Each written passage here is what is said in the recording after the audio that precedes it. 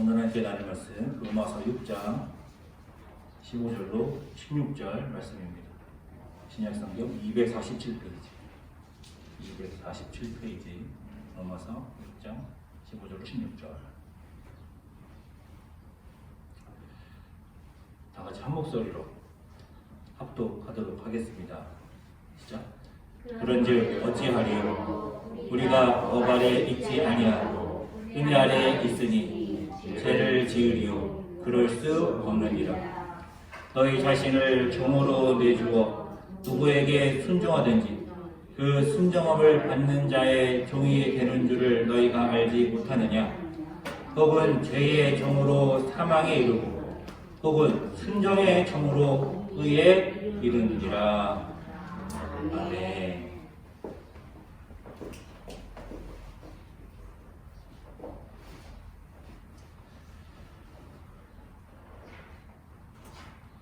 네, 오늘 본문은 이렇게 시작됩니다. 그런즉 어찌하리요?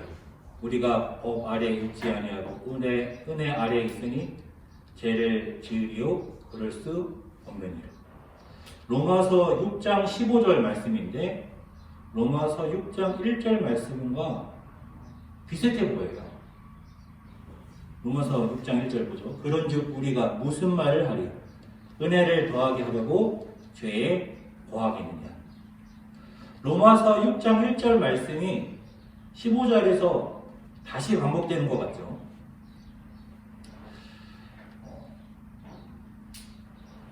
비슷한 말씀인 것 같은데 자세히 보면은 조금 다릅니다.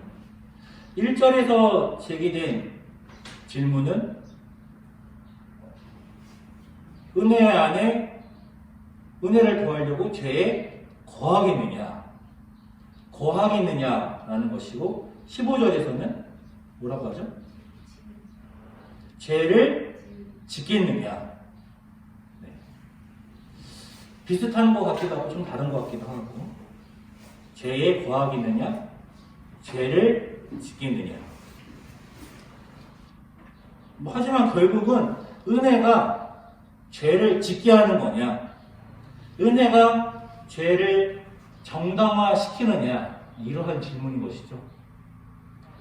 유대인들이 바울이 복음을 전할 때에 바울의 복음은 순종하지 못하게 한다. 순종의 필요성을 약화시킨다.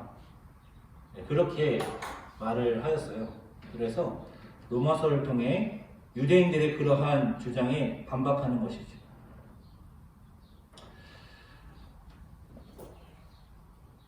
자, 그런즉 어찌하리요? 우리가 법 아래 있지 아니하고 은혜 아래에 있으니 법 아래에 있지 아니하고 은혜 아래에 있으니 이거 어디서 나온 말씀이냐면 바로 그 전절에서 나온 거예요. 14절 함께 1절 시작. 제가 너희를 주정하지 못하니니 이는 너희가 법 아래에 있지 아니하고 은혜 아래에 있다. 너희가 법 아래에 있지 않고 은혜 아래에 있다. 너희가 법 아래, 율법 아래 있지 않고 은혜 안에 있으니, 은혜 아래에 있으니, 그러니까 이제 율법을 안 지켜도 되는 것이냐? 그럴 수 없다. 그러면은 15절, 14절에서 나오는 말이기 때문에 너희가 법 아래에 있는 것이 아니라 은혜 아래에 있는 거다. 이 말씀이 뭔지를 먼저 좀 살펴보죠. 우리가 지난 시간에 나누었는데 법 아래에 있다는 것은 너희가 이제 법이랑 상관없다 그런 말이 아니라 너희가 더 이상 모세 율법의 시대에 있지 않다 이런 말이라고 했었죠. 모세 율법의 시대는 어떤 시대입니까? 모세가 율법을 받고 나서부터 예수님의 십자가의 은혜 전까지 이 시대를 통틀어서 율법 아래에 있는 거예요. 율법은 하나님께서 이스라엘에게만 주셨어요.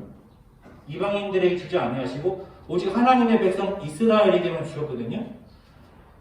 하나님께서 이스라엘을 출애굽시키시고 광야에서 율법을 주심으로 이스라엘은 이제 율법 아래에 있게 된 것이죠. 그랬는데 예수님께서 십자가를 지심으로 예수님의 십자가 이후는 은혜의 아래에 있게 된 거예요. 그러면은 왜 예수님께서 십자가의 은혜를 베푸셨느냐? 하나님께서 이스라엘을 출애굽시키시고 율법을 주셨음에도 불구하고 실패했기 때문에, 율법 아래에서 실패했기 때문에 하나님께서 예수님의 십자가의 은혜를 주신 것이죠. 바울이 로마서에서 유대인들이 실패했다 이렇게 말하는데, 유대인들도 본인들이 실패했다는 걸 인정해요. 유대인들이 바벨론에게 완전히 멸망당하고 포로로 잡혀가죠. 유배가게 되는데, 포로기 시절에 바벨론에 멸망하고 바벨론으로 포로로 유배되었을 때에 자신들을 돌아보며 아, 우리가 실패했구나. 우리가 죄 때문에 이렇게 된 것이구나. 자신들의 상황을 그렇게 받아들였어요. 유대인들도 포로기 시절을 통해서 아, 우리는 실패한 거야 인정을 했어요.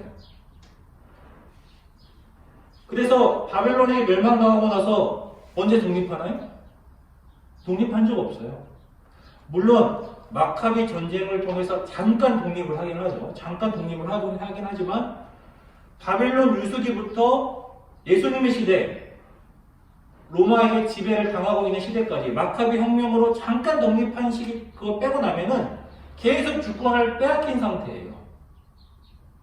실패했기 때문에 주권을 빼앗겼고 주권을 되찾지 못했단 말이에요. 유대인들 스스로도 율법의 시대에 실패한 거예요. 왜 실패했습니까? 불순종했기 때문에 실패한 거예요. 그래서 유대인들 스스로도 우리에게는 새 언약이 필요하다. 새 언약의 새 시대가 필요하다라고 말한단 말이에요. 한번 보죠. 예레미야 31장 31절 31절부터 34절까지 보겠습니다. 여호와의 말씀입니다. 보라, 날이 이르느니 새 날이 온다는 것이죠. 내가 이스라엘 집과 유다 집에 새 언약을 맺으리라. 이 언약은 내가 그들의 조상들의 손을 잡고 애굽 땅에서 인도하여 내던 날에 맺은 것과 같이 아니할 것은 내가 그들의 남편이 되었어도 그들이 내 언약을 깨뜨렸음이니라. 여호와의 말씀입니다. 언약을 깨뜨렸다는 게 무슨 말씀입니까? 실패했다 그 말이죠. 바울만 유대인들을 향해서 너희는 실패했다라고 말하는 것이 아니라 예레미야도 우리가 실패했다. 하나님의 말씀을 통해 우리가 실패했다라는 걸 말하고 있어요. 그러나 그날 후는 이제 모세의 율법의 시대 이후로 말하는 것이죠. 그러나 그날 후에 내가 이스라엘 집과 맺을 언약은 이러하니 곧 내가 나의 법을 그들의 속에 두며 그들의 마음에 기록하여 나는 그들의 하나님이 되고 그들은 내 백성이 될 것이라.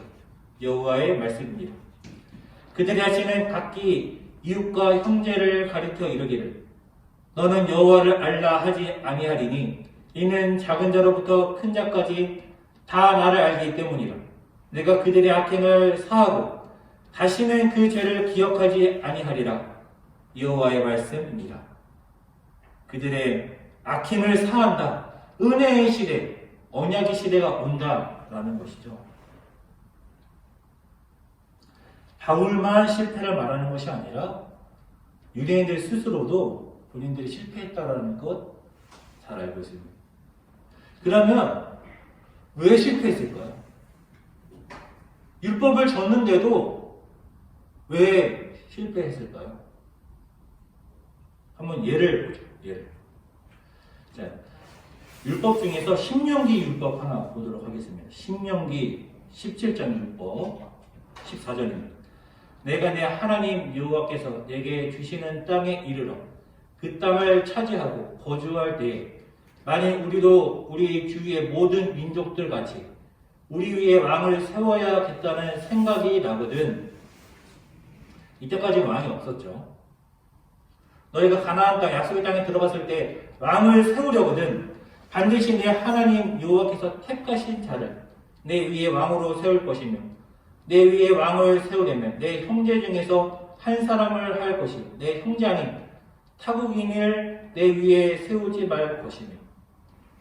자, 이제부터 나오는 것은 왕에 대한 율법이에요. 왕은 이래야 된다는 거예요. 이스라엘의 왕은 정말을 많이 두지 말 것이요, 병마를 많이 얻으려고 그 백성을 애굽으로 돌아가게 하지 말 것이니, 이는 여호와께서 너희에게 이르시기를 너희가 이 후로는 그 길로 다시 돌아가지 말 것이라 하셨음이며, 그에게 아내를 많이 두어 그의 마음에 미혹되게 하지 말 것이며, 자기를 위하여 금을 많이 쌓지 말 것입니다.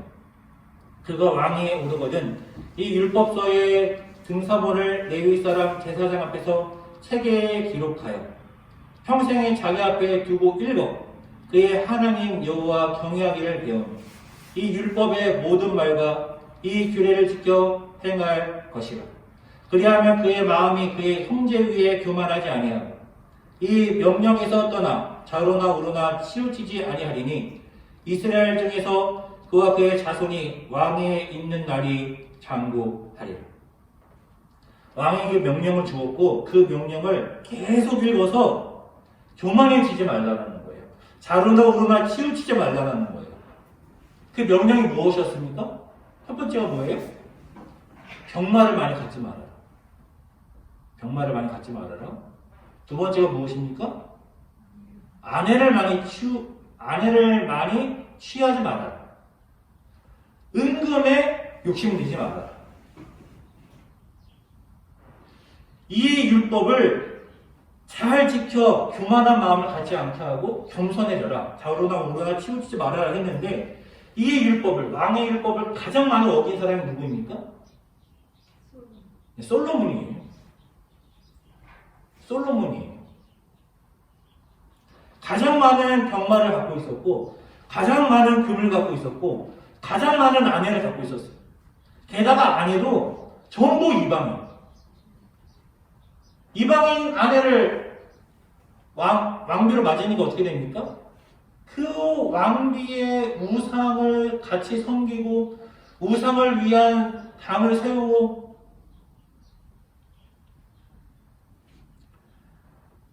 가장 왕의 율법을 어긴 사람이 솔로몬이에요. 우리들이 아는 솔로몬은 어떤 왕이에요?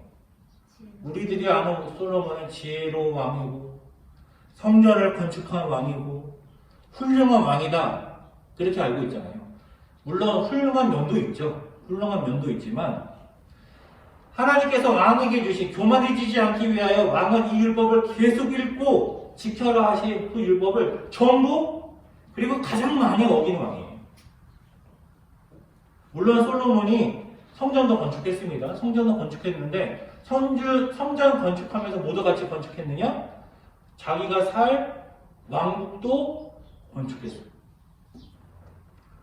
화려하게, 성전보다 훨씬 크게 건축했어요. 하나님께서 광야에서 성막을 지을 때는 이스라엘 백성이 자발적으로 자신의 금을 내놓았어요. 자발적으로 바친 것을 통해서 하나님의 성막이 지어졌어요. 하나님께 지혜를 지어서 지혜를 얻은 자가 성막을 지었어요. 솔로몬이 자신의 왕국 지을 때 이스라엘 백성들이 자발적으로 지었을까요? 자발적으로 물자를 댔을까요? 이스라엘 땅에 없는 돌들을 가져오고, 이스라엘 땅에 없는 좋은 나무들을 가져왔어요. 그거 어떻게 가져왔을까요? 하나님의 백성 이스라엘이 노력해서 가져온 거예요. 얼마나 노력을 많이 시켰는지, 솔로몬 왕에서 왕권에 바뀌니까 제발 노력 좀 그만시키라고 그러잖아요. 제발 노력 좀 그만시켜요. 이스라엘에게 노력의 역사가 있죠. 언제 있습니까? 애굽에서.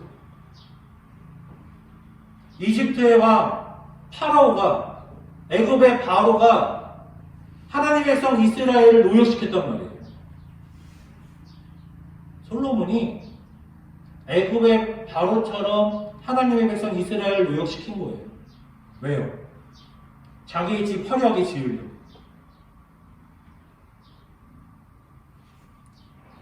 그러니까 실패하는 거예요. 그러니까 자기 아버지가 전부 다 통일시켰어요.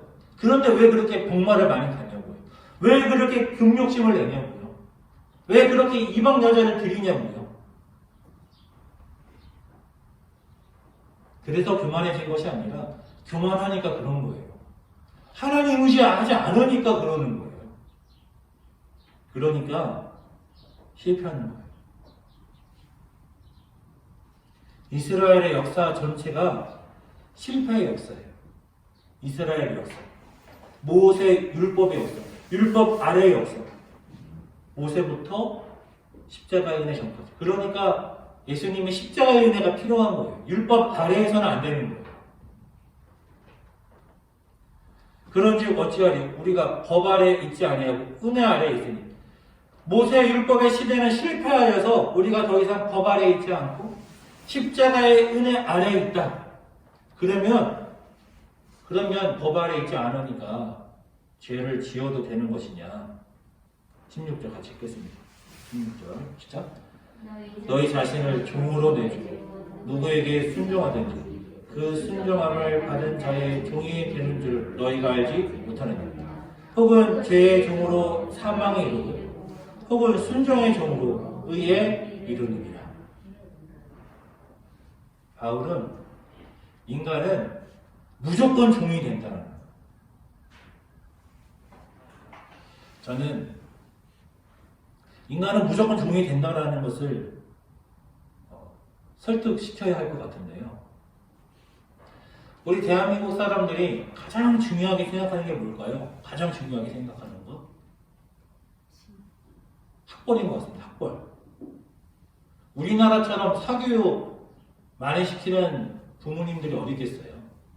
왜 그렇게 사교육을 하겠어요? 좋은 대학 가라고.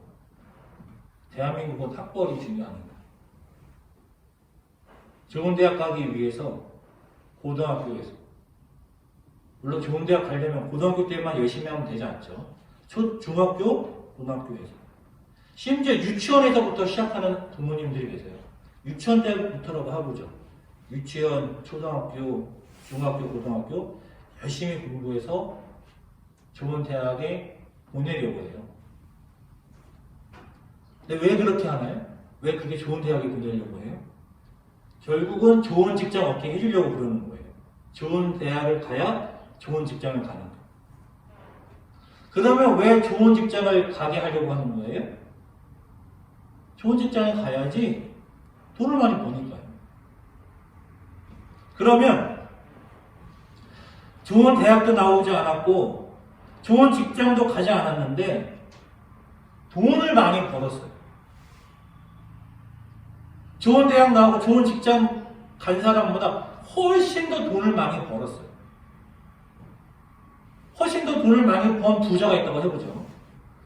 대학도 변변치 않은 대학, 직장도 안 했는데 사업을 통해서 크게 성공해서 엄청난 부자가 된 거예요. 그러면 그런 CEO 부자와 좋은 대학도 나오고 좋은 직장도 갔지만 이 부자보다는, 이 CEO보다는 덜 부자인 부자와 누가 더 높습니까? 누굴 더 인정해줘요? 당연히 CEO 부자를 인정해주죠. 우리나라 모든 문제는요, 결국 다 99.9%는요, 돈 문제예요. 돈 문제만 해결되면 문제가 다 해결되는 거예요. 사람은 그냥 생존하는 데 만족하지 않아요. 생존하기 위해서 살지 않아요. 그냥 먹고 살려고만 움직이지 않아요. 무엇인가를 추구하죠. 인간은 무엇인가를 추구합니다. 어떠한 가치를 따라요.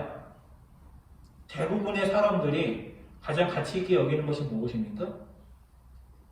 돈입니다. 돈. 제가 이런 영상을 봤어요. 편의점에서 알바를 하시는 분이에요.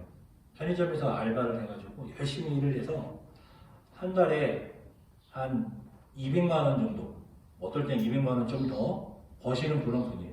편의점에서 알바해서 200만 원을 넘게 번다고 하니까 편의점에서 정말 열심히 일하시는 분이시죠. 그런데 이분이 무슨 차를 타느냐? 포르쉐를 타요. 몇 억씩 하는 차거든요. 이분이 물론 편의점에서 알바하면서 포르쉐를 새 차로 사신 건 아니에요. 중고차 포르쉐를 사셨어요. 중고차 포르쉐를 샀지만 그 포르쉐에 얼마나 매달 돈이 나가느냐? 100만 원이 넘게 나가요. 130만 원, 140만 원씩 이렇게 나간대요. 뭐 기름값, 뭐 보험료, 또 뭐 할부금 다 합쳐서 그렇게 나간다고 하는 거예요. 그렇게 나가겠죠. 포르쉐니까. 그러면 아무리 200만 원 넘게 벌어도 그냥 자동차 한 대에 140만 원이 나가니까 그분이 어떻게 살겠어요? 그분이 편의점 알바하시는데 뭐 직원 변변하게 있으시겠어요? 월세 나가야지, 공과금 나가야지, 핸드폰 통신비 나가야지. 그러니까 식사를 어떻게 하느냐? 식사는 편의점에서 유통기간 지난 거는 팔 수가 없어서 폐기해야 되거든요. 그거를 드신다고 하더라고요. 그걸로 식사를 때우신대요. 왜요? 포르쉐 타려고. 놀라운 거는 그분이 여자친구가 있더라고요. 그런 남자친구를 만나는 여성분도 저는 잘 이해가 안 가더라고요. 그분의 최고의 가치는 무엇이냐? 좋은 차를 타는 거예요. 이해하기가 어렵죠. 젊은 날에 그냥 좋은 차 타겠다고 자기가 버는 수입의 50% 이상을 차에게 쏟아붓는다. 그 사람은 그것을 가치라고 생각하는 것이죠. 그러면 그 반대를 생각해보죠. 그 반대를. 먹을 거 먹지 않고 입을 거 입지 않고 커피 마시고 싶어도 참고 열심히 돈을 모으는 거예요. 열심히 돈을 모으는데 저금리 시대니까 뭐 은행에 돈 넣어봤자 돈 안 불어나잖아요. 그러니까 열심히 재테크 하는 거예요. 주식도 하고 펀드도 하고 먹을 거 안 먹고 입을 거 안 입고 쓸 거 안 쓰고 그러면 그 사람은 자기 수입의 50% 이상을 차에다 쏟아 붓는 사람보다는 괜찮아 보이잖아요. 그렇죠. 그 사람의 노후는 그래도 안정적일 것 같잖아요. 또 비유로 그들에게 말하여 이르시되 한 부자가 그 밭에 소출이 풍성하며 심중에 생각하여 이르되 내가 곡식 쌓아둘 곳이 없으니 어찌할까 하고 또 이르되 내가 이렇게 하리라 내 곳간을 헐고 더 크게 짓고 내 모든 곡식과 물건을 거기에 쌓아두리라. 또 내가 내 영혼에게 이르되 영혼아 여러 해 쓸 물건을 많이 쌓아두었으니 평안히 쉬고 먹고 마시고 즐거워하자 하리라 하되 하나님이 이르시되 어리석은 자여 오늘 밤에 내 영혼을 도로 찾으리니 그러면 내 준비한 것이 누구의 것이 되겠느냐 하셨으니 자기를 위하여 재물을 쌓아두고 하나님께 대하여 부유하지 못한 자가 이와 같으니라. 먹을 거 안 먹고 입을 거 안 입고 최선을 다해 노후 준비를 하는 그 사람이 노후가 있을지 없을지 어떻게 살아요? 그러면 어떻게 살아야 하나요? 제가 늘 말씀드리지만 재테크 중요하죠. 노후 준비하는 것도 중요합니다. 하나님께서 우리를 위해서 노후 준비 안 해주세요. 그런 것도 준비해야겠죠. 그렇지만 우리가 사는 목적이요. 노후 준비는 아닐 거예요. 그것도 해야 되지만 우리의 가치, 우리는 무엇을 추구해야 되는가, 무엇을 소망해야 되는가, 무엇을 바라봐야 되는가, 어디에 가치가 있으신가요? 사람은 그렇다는 거예요. 사도 바울이 결국 인간은 종이 된다는 거예요. 자기 좋은 차 타겠다고 내 젊은 날에 포르쉐 한번 타고 있다고 편의점에서 유통기간 지난 것만 먹어가면서 자기 수입의 50%, 60%를 쏟아붓는 그분, 카푸어라고 하죠. 그분은요, 그 차의 노예예요.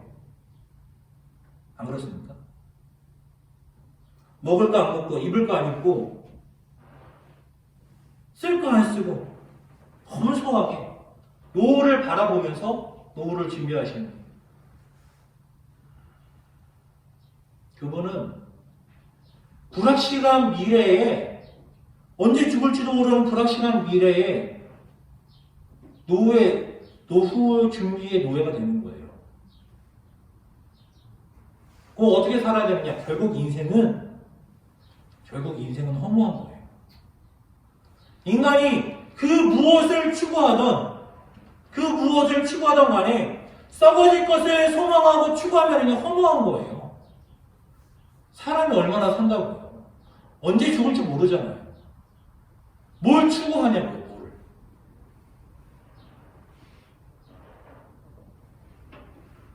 동의가 되세요? 인간은 결국 종의 삶을 사는구나. 다 나를 위해 사는 것 같지만 나를 위해 사는 사람이 누가 있나요? 저 성공한 돈 많은 CEO, 그 사람은 자기를 위해 살까요?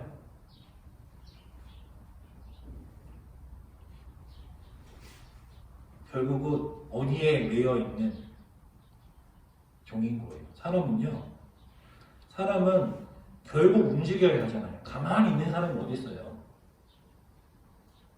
생존하기 위해서 먹어야 되고요. 먹기 위해서는 노동을 해야 돼요. 그리고 그것만으로 사는 사람들이 아니에요. 사랑하는 성도 여러분, 세상에 썩어질 것을 추구하면 결국 거기에 종 되는 거예요. 그리고 그것이 죄라는 거예요. 죄의 종이 되면 어떻게 된다고 합니까? 사망에 이른다는 거예요. 하나님의 백성도 옛사람의 모습으로 죄의 종로를 타면은요, 사망에 이르는 거예요. 예수님 믿으면 끝이 아니에요. 예수님을 믿었으면 어떻게 해야 되느냐? 순종의 종이 되어야 되는 거예요. 하나님의 종이 되어야 되는 거예요. 하나님의 종이거나 하나님의 종이 아니면 죄의 종이라는 거예요. 그 둘 중에 하나라는 거예요. 구원받았다라는 것은 무엇이냐? 구원받았다라는 것은 하나님의 종이 된다는 거예요.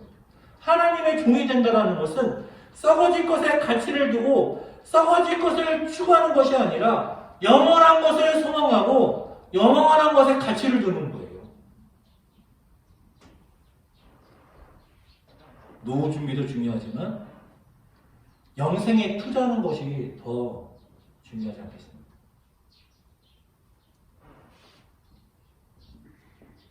십자가의 은혜로 주님께서 우리에게 은혜를 쏟아 부으셨어요. 그 은혜를 지금도 붓고 계신 거예요. 2000년 전에 한 번 십자가에서 하나님의 사랑을 부으신 게 아니라 그 사랑을 지금도 계속 부으시고 계신 거예요. 우리는 그 사랑을 받고 있어요. 그래서 우리가 은혜 아래에 있다는 거예요. 그리고 부활의 소망이 있어요. 영원한 것을 소망해요. 하나님의 은혜 아래에서 영원한 것을 소망하기에 죄의 종로서라는 것이 아니라 순종의 종이 될 수 있다는 거예요. 이스라엘은 실패했지만 너희는 성공할 수 있다는 거예요. 사랑하는 성도 여러분, 순종의 종이 됩시다. 하나님의 놀라우신 사랑, 예수 그리스도의 은혜 아래 영원한 것을 추구합시다. 찰나와 같은 인생이요, 티끌과 같은 존재입니다. 영원한 하나님을 바라보며 오늘도 승리할 수 있기를 주님의 이름으로 축원합니다.